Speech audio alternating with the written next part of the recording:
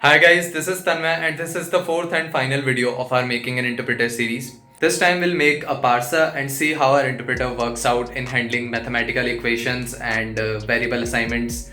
So let's go. Okay, so now we are done with our tokenizer and our symbol table. So finally we can jump to the most important part of our interpreter, that is the parser. So let's go to the miniparser.py file and edit our parser. Let's make the parse assignment function first. Now while assigning a value to a variable, we can either assign the value directly or use a mathematical expression. So each variable should have a name and a value. The name will be tokens00 because tokens is a list of tuples, and the value can be a mathematical expression or a number directly.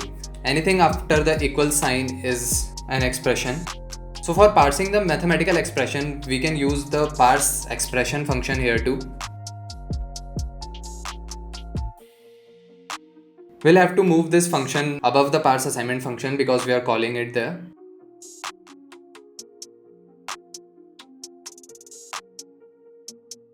This equal will be the first element of the tuple, so 0 here. Okay, so once the value is parsed, we can now add this symbol to our symbol table, and for that we can use our add symbol function directly. We'll pass name and value. Now let's write the parse expression function. Now this function is the one which will employ the shunting yard algorithm. Let's see how it goes.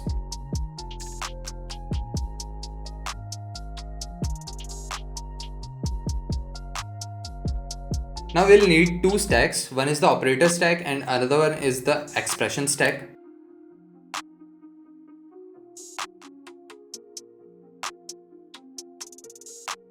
And according to the algorithm, we'll also have to append a closing parenthesis to our tokens list.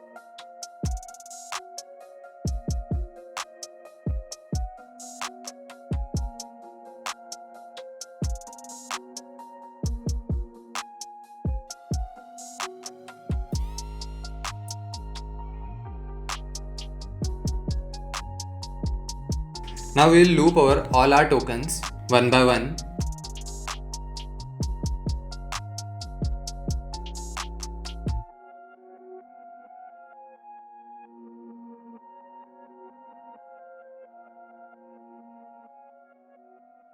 Now for the current token, we'll have to handle 5 cases here. A token can be either an opening parenthesis, a closing parenthesis, a number, a variable, or an operator. So we'll have to handle all those cases separately.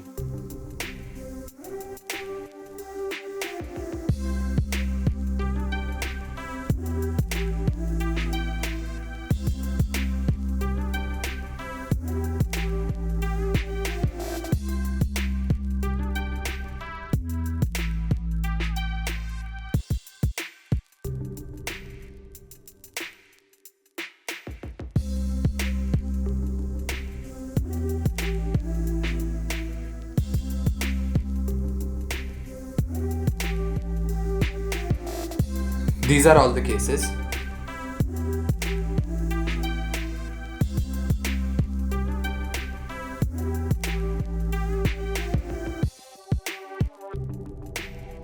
Now let's write the first case. So if the current token is an opening parenthesis, what we want is that everything between that opening parenthesis and its associated closing parenthesis, everything between those two tokens should be passed as an expression.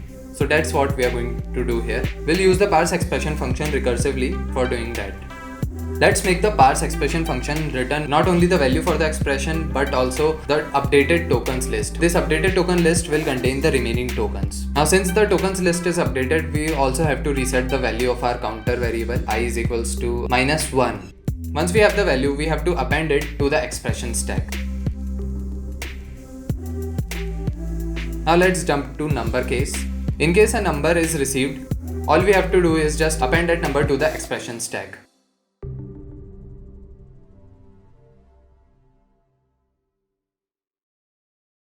Since the token is a string, we have to convert it to a float. In case the token is a variable,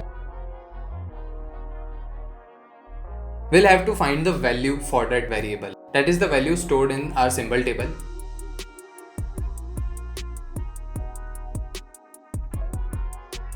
and then we can directly append that value in our expression stack.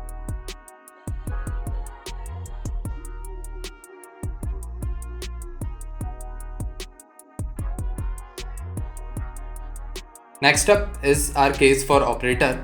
Now this part is important because this is the most highlighted part of the shunting yard algorithm. What we do here is that we append the current operator to our operator stack.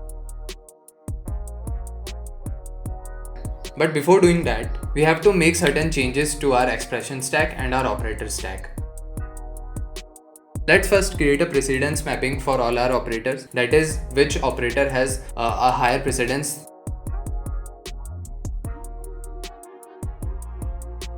We'll use a dictionary for this.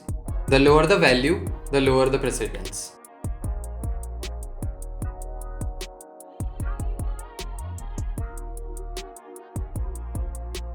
So minus has the lowest precedence and divide has the highest.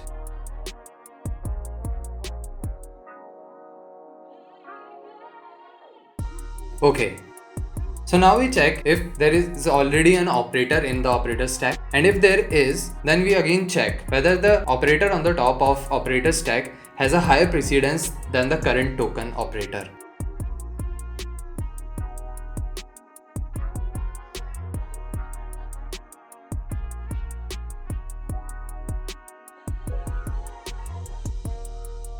If both cases are satisfied, then what we have to do is we'll pop the operator stack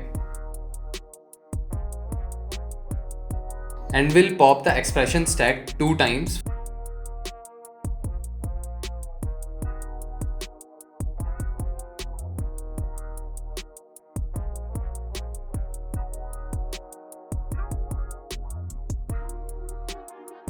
And then we'll apply the operator on the top of operator stack to those 2 operands. Note here that the order of operands is really important.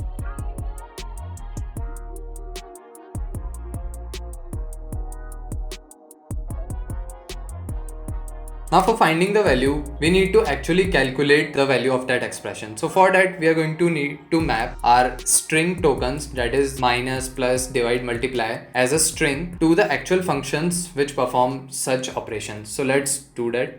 We'll create an operator mapping for that.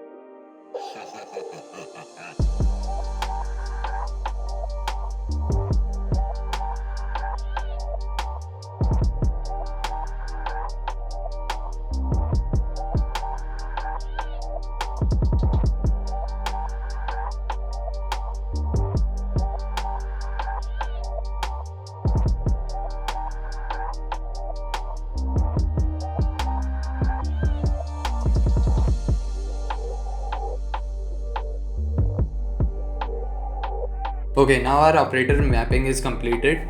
So let's go back and calculate the value. So we use operator mapping to find the specific function for our operator and then pass in our 2 operands.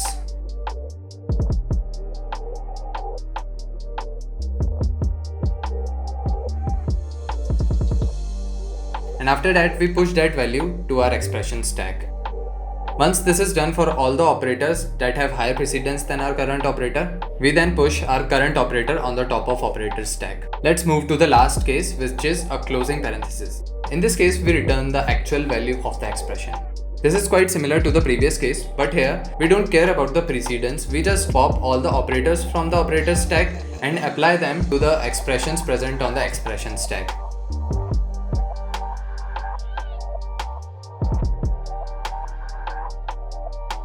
And once we are done with that, all we have to do is just return the value present at the top of the expression stack, because that is the value we get after calculating the entire mathematical expression. So we return the value at the top of expression stack.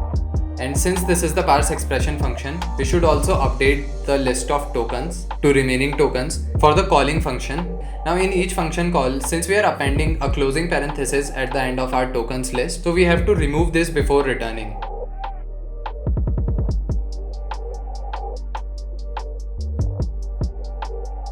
All we have to do is increment the counter.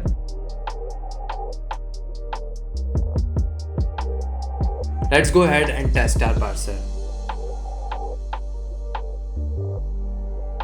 We have to remove the symbol tests and get back our shell code.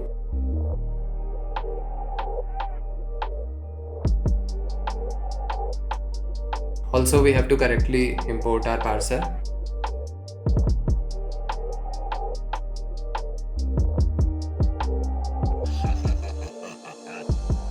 And now we can call the parser.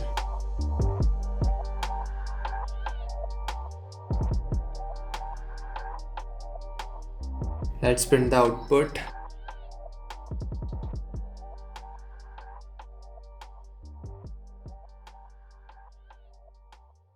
Py shell.py.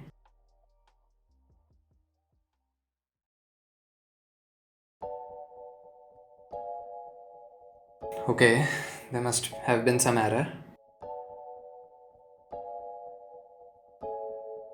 Okay, right. Our mini parser function is not returning anything. Let's correct that.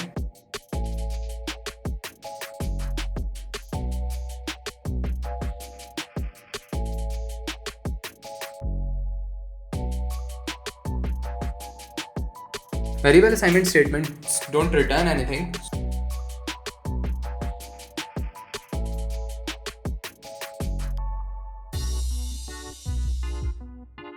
So we don't need to print any output in that case.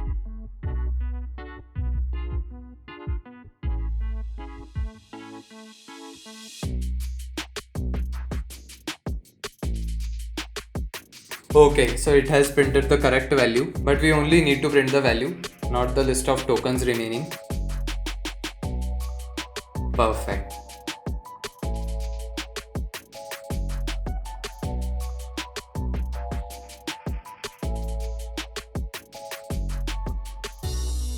Invalid string.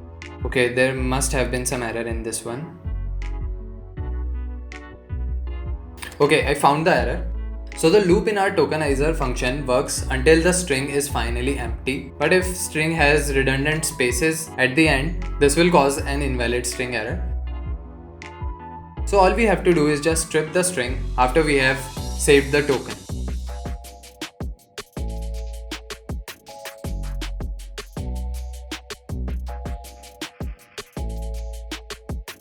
Okay, now it's working.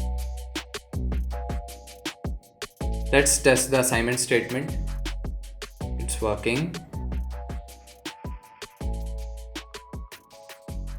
Okay, there is some error. Let's see.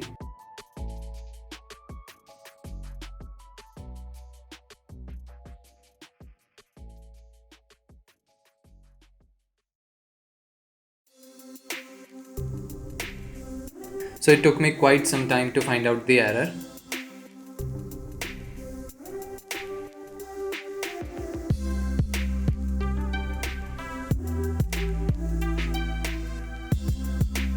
In the parse assignment function, since the parse expression is also returning the tokens, we have to write comma tokens.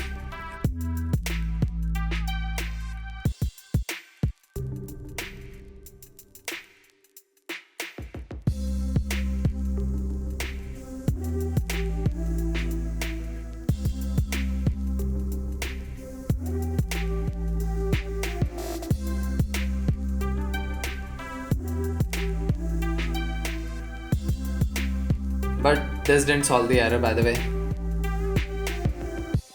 Now this one was a silly error because you see, I have used identifier as the token type in my tokenizer while I've used variable as the token type in my parser. So that is what's causing the issue. Now let's test it. Okay, this is working fine now.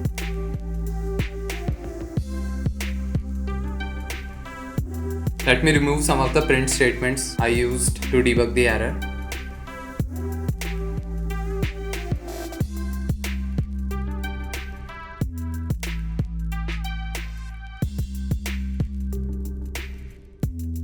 Okay, finally, our parser is now working fine.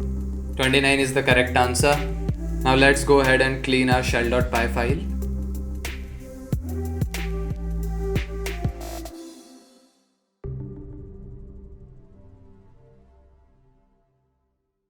And that's it.